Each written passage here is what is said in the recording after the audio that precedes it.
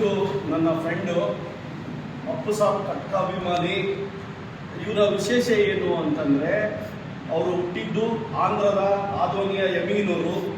1ರಿಂದ 5ನೇ ತರಗತಿವರೆಗೆ ತೆಲುಗು ಓದಿ ಅಲ್ಲಿಂದ ಬೆಂಗಳೂರಿಗೆ ಹೋಗಿ ಕನ್ನಡದಲ್ಲಿ ಓದಿ ನಂತರ ಅಪ್ಪು ಸಾರ್ ಅವರ ಪ್ರೀತಿ ಗಳಿಸಿ ಇವರು ಎಷ್ಟು ಸೇವೆ ಮಾಡ್ತಾರ ಅಂದರೆ, ದಿನನಿತ್ಯ ಅವ್ರ ಮನೆಯಲ್ಲಿ ಪಲಾವು ಅಥವಾ ಚಿತ್ರಾನ್ನ ಈ ಥರ ಎಲ್ಲ ಮಾಡ್ಕೊಂಡು ಹೋಗಿ ರಸ್ತೆ ಅಲ್ಲಿ ಇಲ್ಲಿ ಏನು ಭಿಕ್ಷುಕರು ಅವರು ಇವರು ಊಟ ಹಿಂಗೆ ಇರ್ತಾರಲ್ಲ ಅಂಥವ್ರಿಗೆ ಹೋಗಿ ಊಟ ಮಾಡಿಸಿ ಬರುವಂಥ ಒಬ್ಬ ಹೆಮ್ಮೆಯ ಅನುಭಾಗ್ಯ.